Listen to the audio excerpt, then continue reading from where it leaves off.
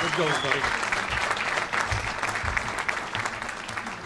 Roger's still ticking people off because we were seated way back there.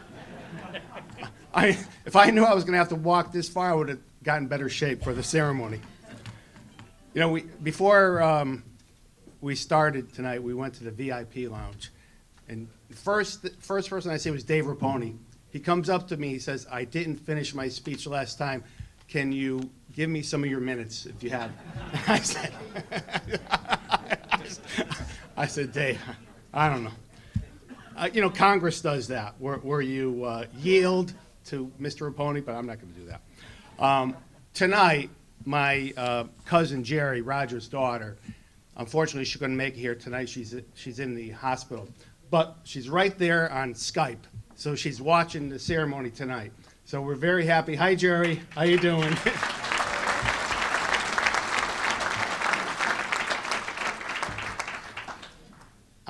Jerry, this is an honor of you. Okay. Roger would like to recognize the special people in his life. First and foremost, his dear wife, Joni. She is the most beautiful woman. She is just so kind, so understanding. I mean, she had to be. She was married to Roger. But Joni is way back there, way back. We have 5 tables.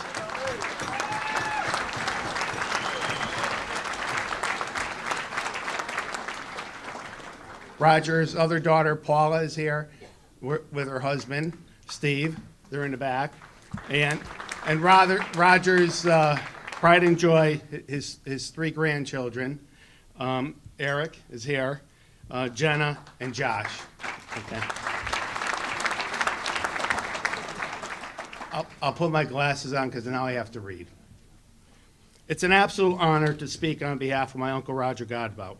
I was chosen in part because although my uncle never freely admitted this to anyone, I was his favorite nephew. All kidding aside, my uncle would have been absolutely thrilled with the turnout of so many of his family and friends.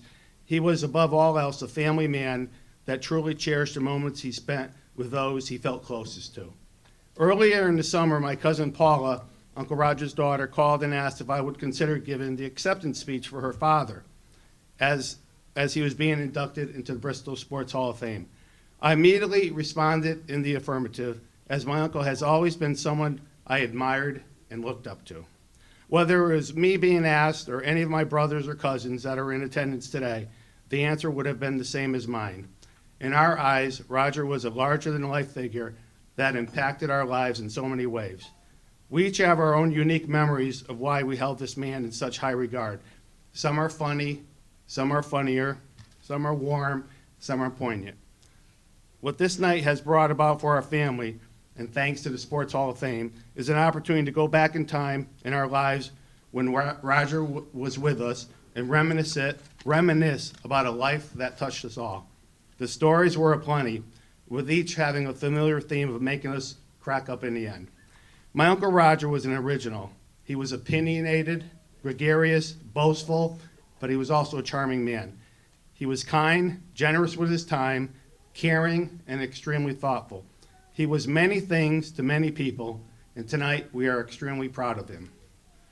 A quote that was attributed to Ralph Waldo Emerson reads, "It's not the length of life, but the depth of life." I wanted to use that quote as the basis for my speech tonight.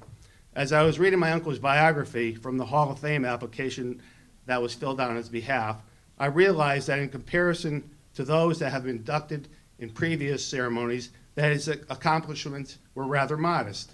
He didn't have overwhelming statistical data that jumped off the pages as you read about his athletic career. Oh, sure, my uncle was a terrific athlete in his own right. He was as tough as nails competitor that was part skill and mostly intimidation. In the late 40s and early 50s, my uncle played on the St. Anne CYO basketball teams that enjoyed a great deal of success.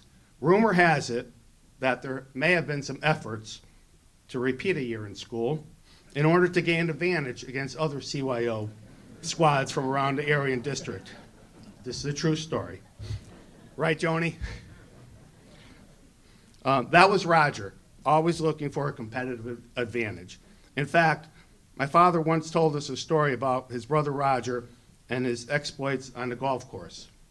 After hitting his tee shot and subsequently locating his ball, he would pick it up and examine it, pretending he didn't know it was his. Once the acknowledgement was made, he would put the ball back down on the ground with a tee underneath it, always looking for an advantage. As was pointed out in his bio, my Uncle Roger participated in fast-pitch softball, golf, bowling, and basketball. He took a great deal of pride in his athletic ability, and he was a ferocious competitor. That aside, I believe the reason he was selected into the Bristol Sports Hall of Fame had more to do with his officiating career than what he accomplished on the playing field. Roger was the apotheosis of what you wanted in a referee. He was an impartial arbiter of the game. He took all contests seriously, whether it was Biddy League, Senior League, or Championship game. He was fair, impartial, and steadfast in his decisions. Over the many years of officiating games, people attempted to challenge his resolve and quickly learned that this was one path you didn't want to go down. Roger would not only give you a technical foul for your indiscretions, he would, if you continued your futile attempt at changing his mind, throw you out of the game. If you did not go quietly into the night, he would throw you out of the gym. If you still insisted on arguing with my uncle, he would chase you back into the locker room where all conversations on your part quickly ended. It didn't matter your size or strength, you simply stopped talking.